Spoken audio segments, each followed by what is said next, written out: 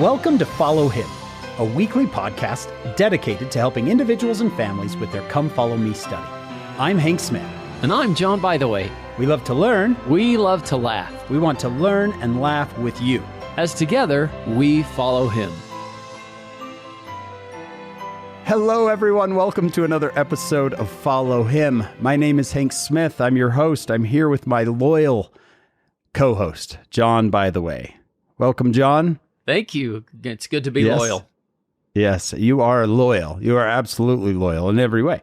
We want to remind everybody before we get started to come find us on social media, on Instagram and Facebook, please. There's lots of extras on there. Maybe you haven't seen. We have a website, followhim.co, and we would love for you to rate and review the podcast. I think I covered it all there, John. Big week this week, Section 135 of the Doctrine and Covenants. Who's joining us, John? We're so glad to have S. Michael Wilcox back with us again, and we've enjoyed having him before. I hope we'll have him again. I love his perspective and his beautiful way of putting things, and he has a very timely book recently called Holding On that was, I think, published this year, 2021, and I thought this is the most up-to-date bio that I could use to introduce Brother Wilcox. S. Michael Wilcox received his PhD from the University of Colorado and taught for many years at the Church's Institute of Religion adjacent to the University of Utah. He has spoken to packed crowds at BYU Education Week, has hosted tours to the Holy Land, to China, and to church history sites and beyond. In fact, he mentioned Antarctica when we were preparing. And it's really hard to board the buses there, but it's a wonderful tour. Michael has also served in a variety of callings, including bishop, counselor in a stake presidency, written many articles and books. He and his late wife, Laurie, are the parents of 5 children. So we're really glad to have you back. Thanks for joining us again. Thank you. It's fun. I can't think of 2 people I'd rather chat with than the 2 of you, really. Well, that means dreams do come true because Yeah, and to talk about Joseph and Hyrum, what could be a better way to spend a morning? When I was a young seminary teacher, I can't tell you how much I loved just being taught from Brother Wilcox. I would love it for hours. He would come and just help us learn the scriptures as young seminary teachers, and it was a joy. It really was. I never wanted it to stop. Eating was a burden, as Party would say. I didn't want it to end. I have cassette tapes of CES symposiums. Explain to some of our listeners what a cassette tape is. Yeah, they used to have at BYU every August, I guess, a church educational system symposium with speakers, and they'd give you a bunch of cassette tapes afterwards. And boy, one of my favorites, Brother Wilcox, was you just did a whole bunch of things about Peter. A whole bunch of lessons from Peter. I do remember. Peter, I love Peter. He's so human. Yeah, that was a great cassette. So many insights. And never was humanity so great. Yeah. John, this week's a little bit different in that we're going to actually have 2 guests this week. We're having Brother Wilcox on for Section 135, and then our friend Richard Bennett will be here for Section 136, and that'll be in our second part this week. But like I said, we are in Section 135, and there may be no more important section event in the history of the church in the latter days than Section 135. So, Brother Wilcox, how do we want to approach this? If you were saying, hey, we want to get the most we can out of Section 135, before we jump into the verses. Well, you can get the history in a lot of places. I always hate to include Higbees and Fosters and Laws and the expositor with the beauty of Joseph Smith and Hyrum. So I like to just take Section 135 and not even the history of 135, because everybody knows it. They know what Hyrum said. They know what Joseph said. It's written by John Taylor. What does Section 135 teach me personally? Joseph taught us a lot of things in the last part of his life, and I'll answer that question in just a second. And you've looked at some of those things in the previous conversations you've had. Section 127, he teaches us to minimize our problems. We don't live in a world where people minimize their problems. And Joseph says in 127, as for the perils which I am called to pass through, they all seem but a small thing to me. It's all become a second nature. Joseph didn't feel like a victim, did he? Even in Carthage, he's going to take that attitude right into Carthage, to the last moments of his life. He taught us to live joyfully. He taught us the spirits. That's you go to section 128, these last great sections, and he asks that wonderful question, now what do we hear in the gospel we've received? And then he answers it. I suppose you talked about that, a voice of gladness. He taught us to minimize trials and to live joyfully, that the gospel was out about joy and gladness. He sings the new song. He sings the song of redeeming love in the last part of section 128. That he takes into Carthage, that same powerful idea. I think Joseph would say to us, I didn't go to Carthage for you to be miserable. I didn't go to Carthage for you to be burdened under excessive expectations of perfection. I didn't go to Carthage for you to be full of guilt and sense of inadequacy. The gospel's about joy and happiness. I think Jesus would say the same thing from the cross. I didn't die to make you miserable. It's about joy. It's a gospel of joy. So those ideas that lead up, the sections that lead up, section 132, eternal marriage, the day and say when two people will not love each other forever, their love isn't worth talking about, let alone worth celebrating. And so Joseph ends his life with minimize your trials, live in joy, commit to one another, love is eternal. These are things that were worth dying for in Carthage. So I hate to talk about Foster's and the Higbees and Expositor and Governor Ford. I just almost hate to put Governor Ford in the same sentence, the same period with section 135. I like it. So people can read about it, but to me, where I got all started, section 135, Joseph, after teaching us so many beautiful things, is now going to teach us, he and Hyrum, how to die, and what it is worth dying for. That's kind of what I would go, and it's not negative. It's not a negative thing. The one thing that everybody shares in life. We all have different experiences, but the one thing we're all going to share is we're all going to face death. There's a Hindu great classic set of riddles where one of the gods asks a king a number of questions, and he has to answer them and get them right. And the last question is, what is the greatest wonder on earth? And the answer is, every day people die, but nobody wakes up saying, today it may be me. So we want to be ready. Hamlet says that there is providence in the fall of a sparrow. If it's not today, it will come. The readiness is all. And when we get to section 135, he's ready. They are ready.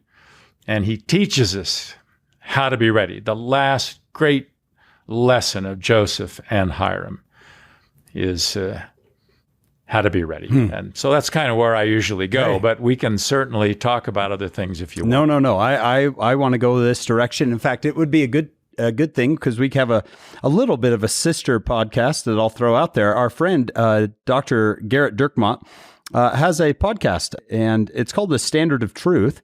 And I think Garrett did, a few hours on the history of the martyrdom. I think it's his 4th, 5th, even a bonus episode there. So We can encourage people to, hey, if you want to know about, Governor Ford and John C. Bennett and all of these infamous characters who this led up to the martyrdom of these two great brothers, then there are plenty of resources out there. But since we have Dr. Wilcox here, John, let's let him take off. Absolutely. I love this approach already. I'm going, wow, what a wonderful way to look at this. Joseph was ready. Hyrum was ready. What do they teach us about this? This is a great way to About look being at it. ready. Yeah. It's a beautiful section.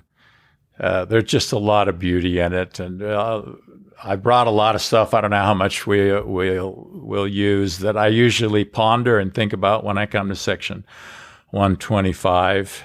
The ending of this magnificent man and what he teaches us at the end of his life. President Hinckley was not a big fan of Thomas Ford. he would speak of that often about how he felt the governor had betrayed Joseph. And there's a great story that I heard from Sister Susan Easton Black, who she said that at one point President Hinckley was visiting Springfield, Illinois, and asked where the grave of Thomas Ford was. And they went to show him, and he pulled over, and apparently he got out of the car, walked over to the grave, and just gave it a lecture. Gave the headstone a lecture. And they said, we didn't know how long this was going to last. John, have I told you this story? They said, we didn't know how long this was going to last, as he's out there just kind of pacing back and forth and lecturing this headstone. Then they said the window of the car rolled down, and Sister Hinckley said, "Let it go, Gordon. Let it go."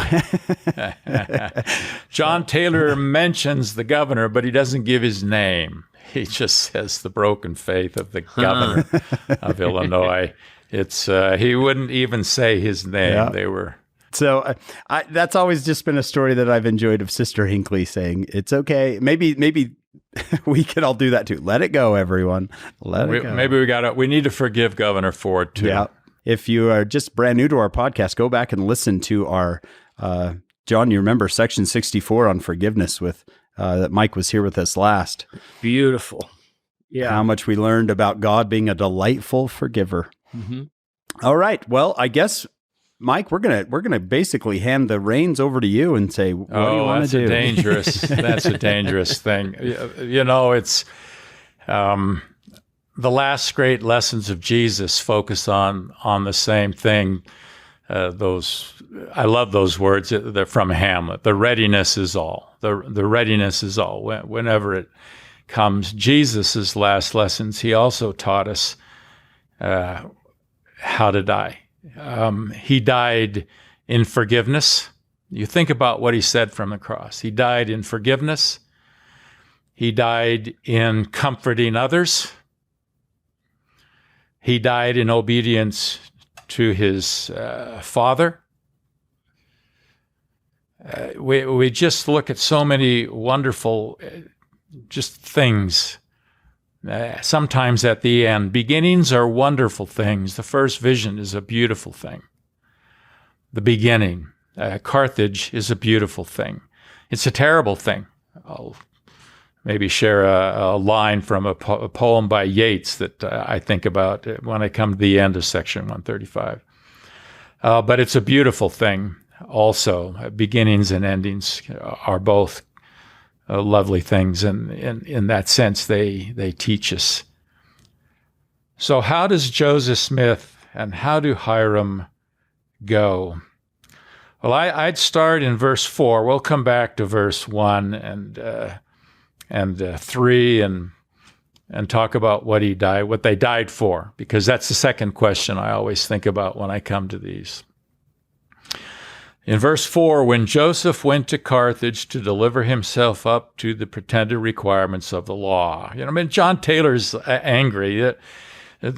Section 135 is written in, pretty much typical 19th century, a little bit hyperbole, but he's upset by rights. 2 or 3 days previous to his assassination, he said, I am going like a lamb to the slaughter. Now, I don't want to go that way, but I want to live so that whenever it comes, I can say at the end of my life, I am calm as a summer's morning. I have a conscience void of offense towards God and towards all men. Wouldn't it be lovely to live every day? And I sense Joseph and Hyrum saying to us across the age of the century, live your life in such a way that if it came tomorrow, right, the Hindu thing, the greatest wonder is that everybody knows people die every day, but nobody believes it's going to be them. The readiness is all. I want to live my life so that every morning I'm calm as a summer's morning, with a conscience void of offense towards God and towards all men. Then he says, I shall die innocent. And I know he's meaning in that a number of things. I know he's meaning innocent of breaking any law. He went to Carthage first on a charge of riot. If we want a little history, they paid a $7,500 bail to get everybody out of jail. They were leaving. They were going to get back to Nauvoo. And then they changed the charge to treason, for which there was no bail, which puts him in the jail. They were not going to let him leave Carthage.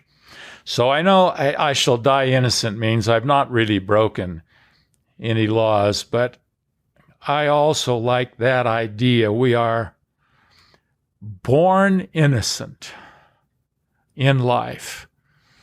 He teaches that back in section 93. We are born innocent. He overturns the whole idea of original sin. We are born innocent. I should like to think that we will die innocent. My wife, just before she died, said something beautiful to me. She was a typical LDS woman. She lived with a lot of inadequacies and guilts and things, like we all do.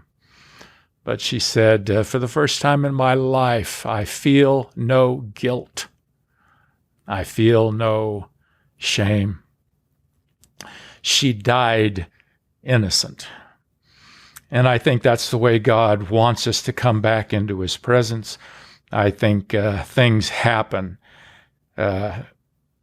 And in those last moments, I think there's a final baptizing if we've tried hard, if we've lived the best we can. I don't think we go into the spirit world carrying anything. I think we leave it and we die innocent. There's 2 things that I wish John Taylor had put in here from Carthage. One of them is the letter that Joseph writes to Emma, where he says, I am resigned to my fate. I think Joseph sensed he was going to die. Great men generally sense it. Lincoln had an interesting dream. He sensed the end was coming. Martin Luther King Jr. sensed the end was coming. Gandhi sensed the end was coming. Joseph sensed the end was coming. And he writes that to Emma, I am resigned to my fate, knowing I have done the best I could. And we want to live that way, that any day, every day we can say, Joseph wasn't perfect, but he did the best he could. And when you do the best you can, you die innocent. I believe that's true of all of us. I believe it was true of my wife. I'm certainly hoping it will be true of me. Mike, I wanted to mention one thing that I think you taught me before is also that same type of attitude from the Savior when Judas, he criticizes Mary. Do you remember he's being anointed? I do. I love that story. He says she has done what she could. What she could. Yeah, Mark 14. She has done what she could. Yeah. And that's what he's saying. Maybe at the end, I also brought Teddy Roosevelt. So Okay. I got just about everybody here that helps me create the emotion and the power that I like people to get out of Section 135, that I try and get out of it. The second thing that I wish John Taylor had included, again from the history, was one of Joseph's last desires. Do you remember what that was? He wanted to teach the saints one more time. I think readiness is always desiring to do a little more good with your life. When we come to the end, we always want to do a little more good. Dickens in A Christmas Carol says, "No life is sufficient for all the good of which it is capable." We always want to do a little more good. Joseph just wanted to do a little more good. We want to live every day that way. It's Moses. I call it the Mount Nebo moments. There's Moses up on Mount Nebo. He can see the Jordan River and the Promised Land, and he pleads with God, let me do a little more, Lord. I just want to take him across. I just want to see that goodly mountain and help my people get to that goodly mountain. And Moses died wanting, translated, whichever one you want, died wanting to help people see the goodly mountain. Joseph Smith died wanting to help people see the goodly mountain. I just want to talk to him one more time. I did bring, I mentioned Martin Luther King Jr., one of my favorite people, one of the great Americans. I think it's interesting that America has a lot of holidays, but only one is in honor of an individual. And that individual we chose to honor as a holiday in honor of a person is Martin Luther King Jr. And he talked about David, another person who just wanted to do a little more good. He just wanted to build a temple. Wasn't able to build a temple. I think Joseph would have loved to have taken the saints west. I think he would have loved to have seen the Nauvoo temple finished. I think he would have loved to have seen them in a situation where they were safe from their enemies. I just want to do a little more. It's a very human emotion. And Martin Luther King, 1 month before his death, his assassination in Memphis, talked about David's desire to build a temple and not being able to finish it. And in the scriptures, the Lord says to him, "It was well that it was in your heart." It's just good that there was in your heart this desire to want to do more. Just to do a little more. Help him see the goodly mountain. And so he says in a speech called Unfulfilled Dreams, so many of us in life start out building temples. Temples of character, temples of justice, temples of peace. And at so many points we start, we try, we set out to build our various temples. And I guess one of the great agonies of life is that we are constantly trying to finish that which is unfinishable. We are commanded to do that. And each of you this morning in some way is building some kind of temple. The struggle is always there. It gets discouraging sometimes. It gets very disenchanting sometimes. Well, that is a story of life. And the thing that makes me happy, I think Joseph died happy. I think Jesus died happy. I think Jesus' prayer in Gethsemane was also, he loved life. He loved the people around him. He would have liked to have lived another year and taught another year. This is a quality, great people experience.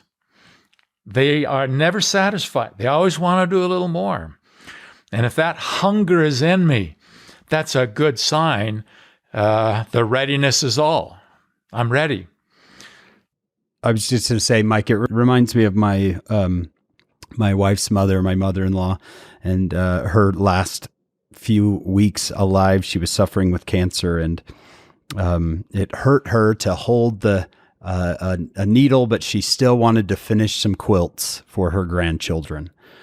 Right. And so she would just hold that needle, and it would hurt her to hold it, to pinch it. But, and each stitch was getting harder and harder, but she's trying to get out every little piece of goodness.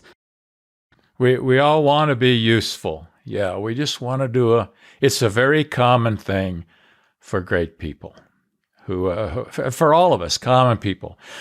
It just reminds me, you're quoting Shakespeare and all these great men, and I'm reminded of wisdom I got from a refrigerator magnet. There we go. Magnets give good wisdom. Somewhere I saw, you only live once, and that's question mark. You only live once? Question mark. No, you only die once. You live every day. When I think of the hymn, "Have I done any good in the world today?" I don't know about you guys, but I always think of President Monson, because he just always seemed to be finding someone else he could serve and reach out to and send a note to or whatever. And one time I was at a timeout for women, and a sister held up her phone and showed me she got an alert every single morning that said, "Who needs me today?" And it didn't say, "Does someone need me today?" And it just said, "Who needs me today?" And then she would find something. She would kind of pray about that and find something she could do, even if it were a simple thing like a text message or a phone call or something. But I really love this idea of doing the best you can every day, and kind of that mindset and that hunger. And being joyful, like I say, minimize your trials, pass through. Joseph says, the trials I'm called to pass through. Those are Eve's words right at the beginning of history. It is better for us to pass through sorrow, but we pass through it. Anyway, let me just finish this thing with Martin Luther King. He says, "The thing that makes me happy is that I can hear a voice crying through the vista of time saying, 'It may not come today, or it may not come tomorrow, but it is well that it is within thine heart. It is well that you are trying. You may not see it, the dream may not be fulfilled, but it's just good that you have a desire to bring it into reality. It's well that it was in thy heart.'" I think Joseph felt that way, and if I can live that way, I will die innocent. I will die calm as a summer's morning. I will die with a conscience void of offense towards God and towards all men. And I will, more important, I will live that way. So he's teaching us some wonderful things in some of his last phrases, some of the last words we get from Joseph Smith. The letter to Emma, here in section 135, and some of the things that he said to those men who were around him. We go to Hyrum. Hyrum also teaches us some of those same things. He turns down a page in his Book of Mormon to the 12th chapter of Ether. One of the great moments of my life was being able to hold that book of Hyrum's Book of Mormon and open it to the page that he turned down. And Hyrum's final message to us is a quote from the Book of Mormon. So he takes the scriptures to express his emotions as he faces these last moments of his life, and he ponders the way he's lived and what may happen to him in Carthage. So we go to verse 5. He's quoting Ether, Moroni speaking. "It came to pass, I prayed unto the Lord that he would give unto the Gentiles grace, that they might have charity." That's not a bad way to live our lives, praying even that our enemies, in this case, might have grace, that they might have charity. And it came to pass that the Lord said unto me, If they have not charity, it mattereth not unto thee, thou hast been faithful. I think one of the great things I learned from Hyrum here in his quotation is it doesn't matter what others do.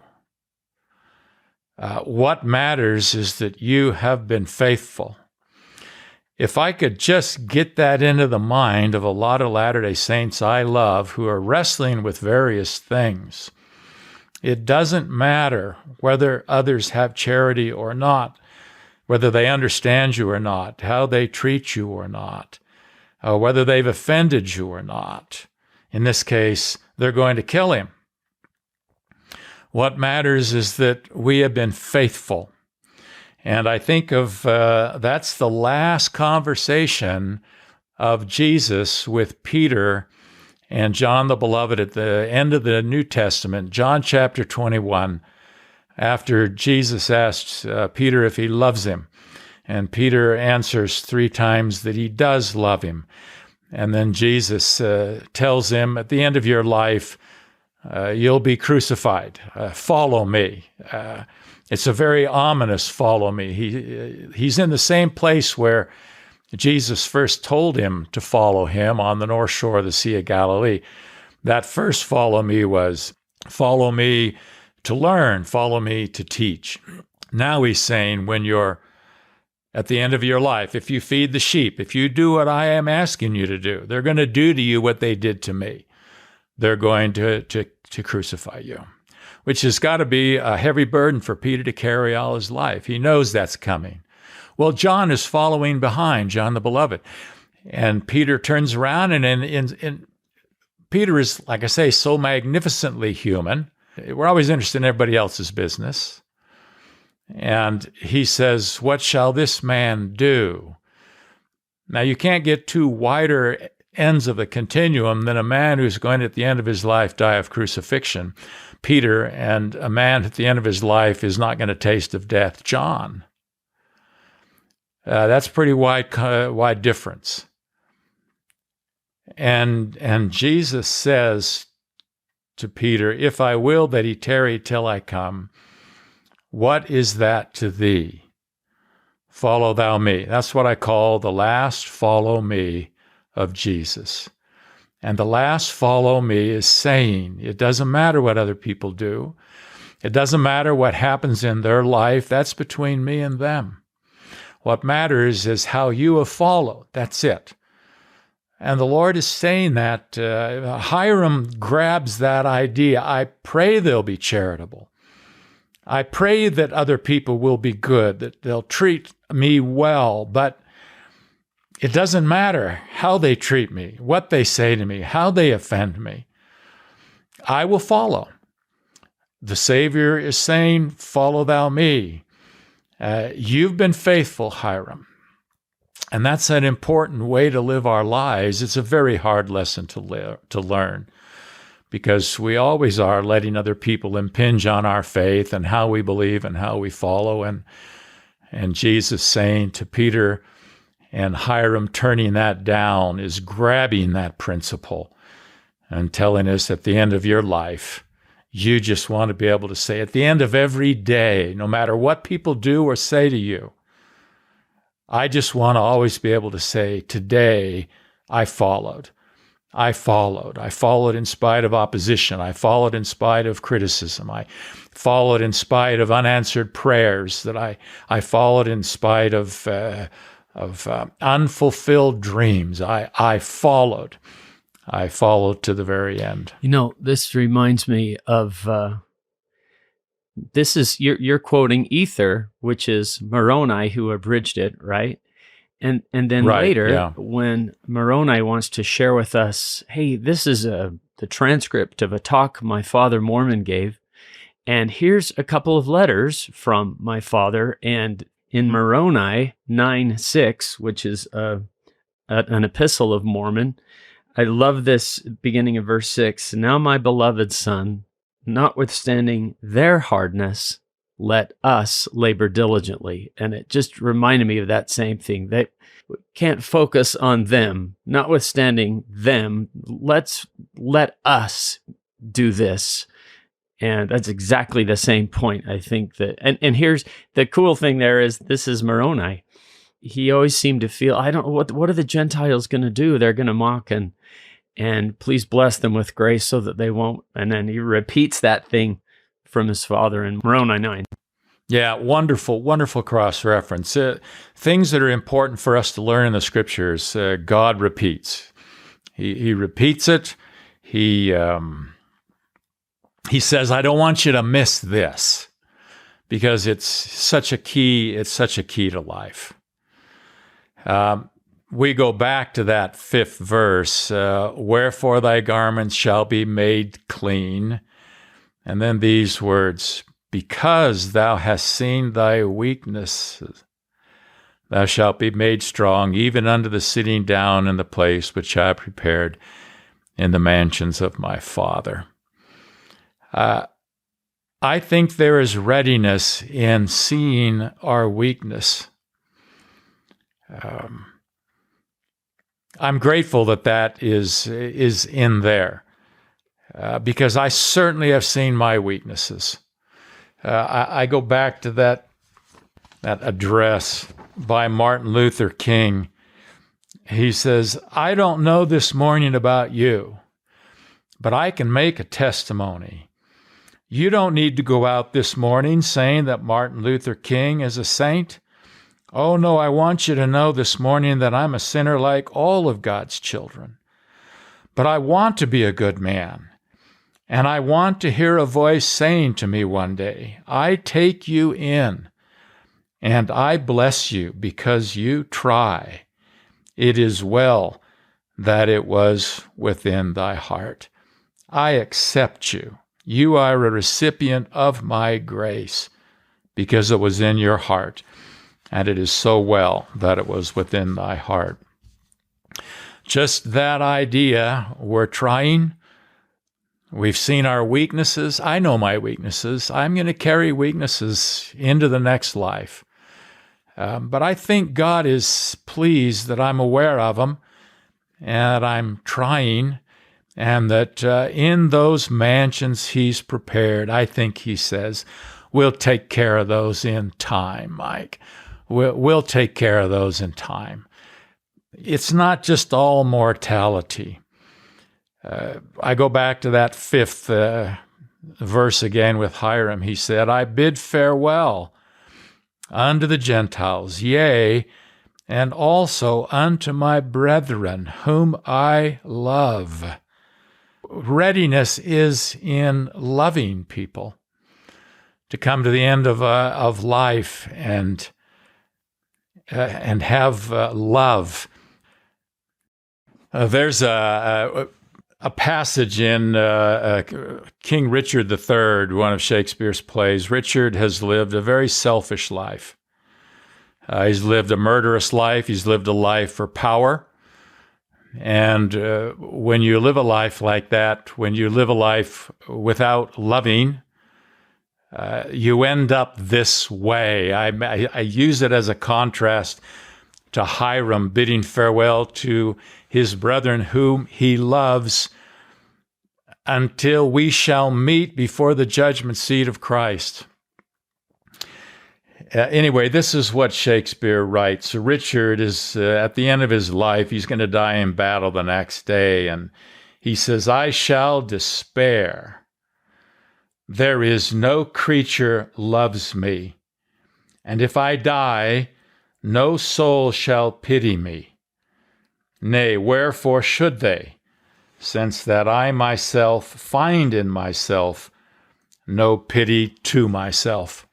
What a sad ending, to die loving no one and being loved by no one, not even loving yourself.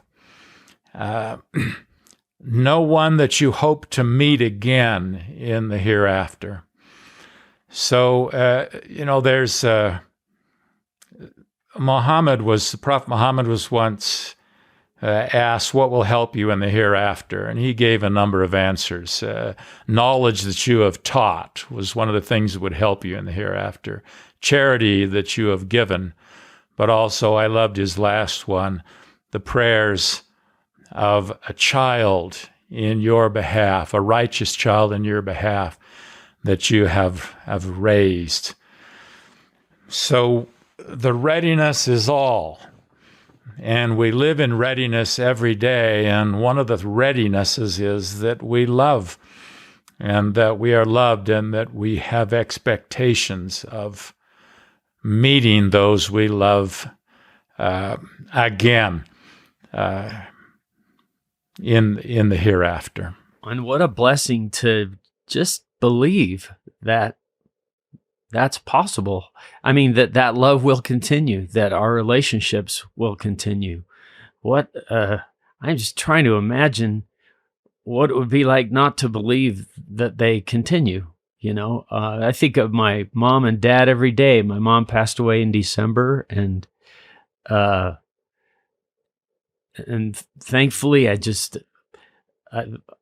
totally expect, to see them again and to feel that again. And Hank, you've lost people, and Michael, you've talked about that.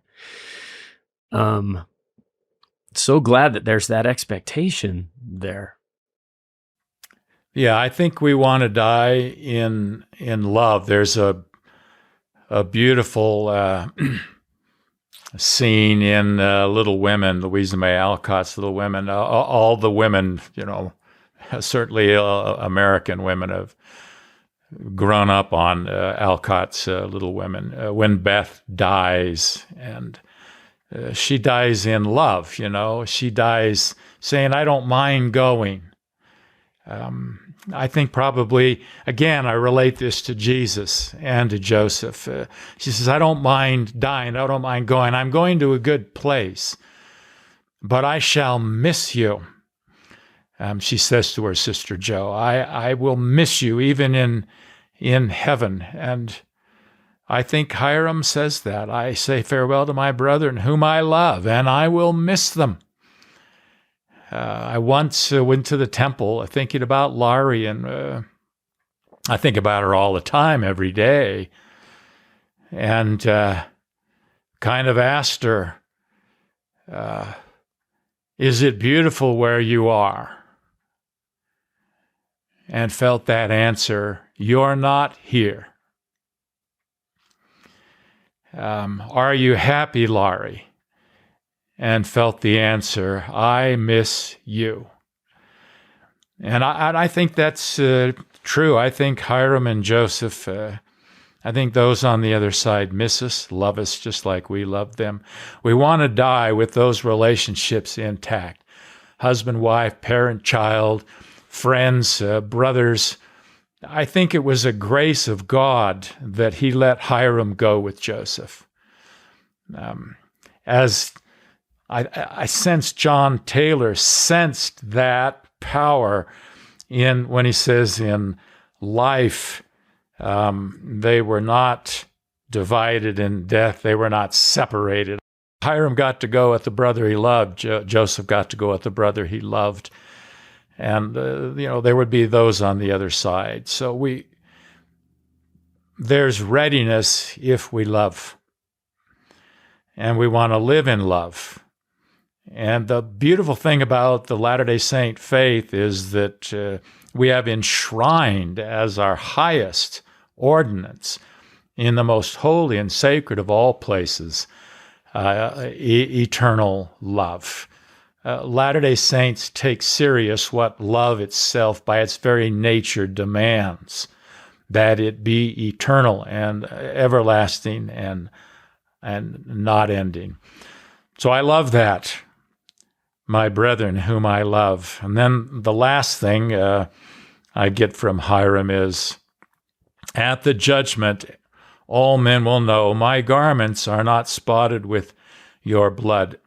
Now that's kind of a metaphorical language. I think what I get out of that particular phrase is Hyrum is saying, I was not part of the problem of humanity and earth life. I was part of the solution.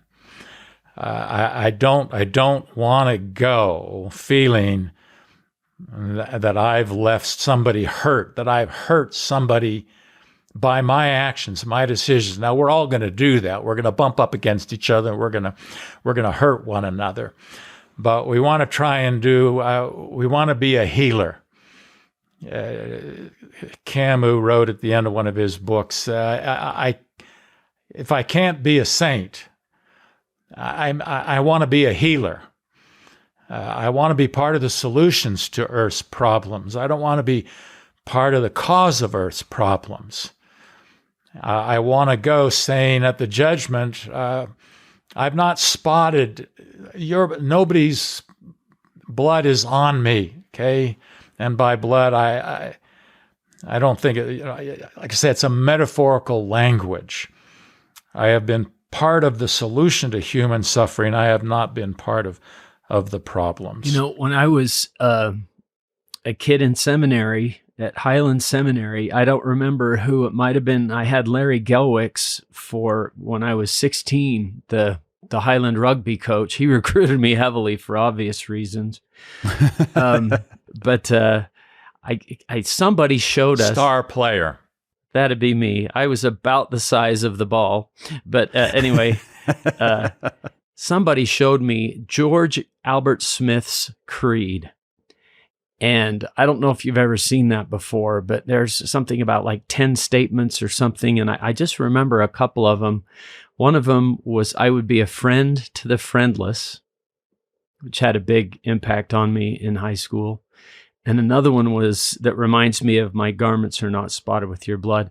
I would not be an enemy to any living soul. They're dying that way. I mean, they're hated, but I don't think they hate. I'm going to change the subject just a little bit.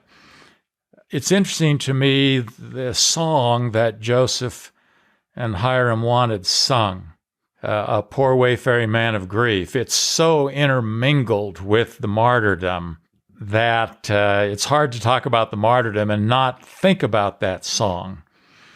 And there's a message in that song that seems so appropriate to think about when we talk about people giving their lives, sacrificing their lives for something they believed in. Now, when you give your life for something, that doesn't mean what you gave it for is true.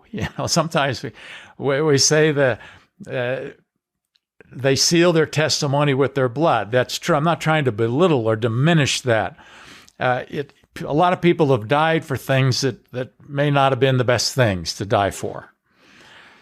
But what it does say in the case of Joseph and Hyrum and many others is that they are sincere. He's not a fraud. He's not a deceiver. He's willing to give his life for this. He is sincere.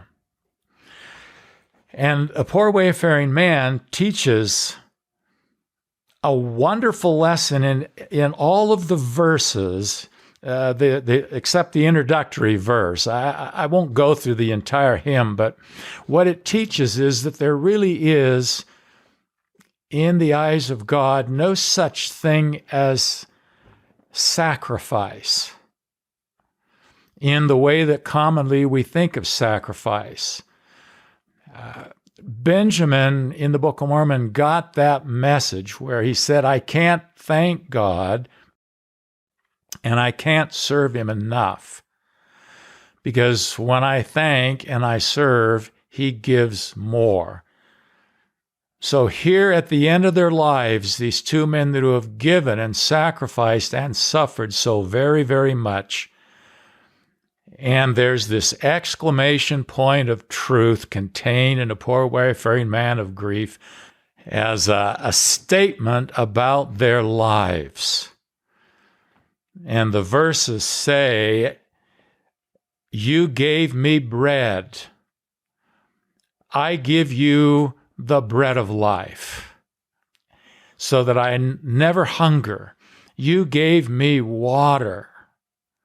I give you living water, so you'll never thirst anymore.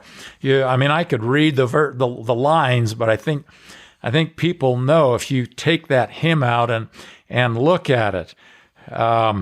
I give him my couch, the stormy night. I gave him my bed to lay in my home. He gives me Eden.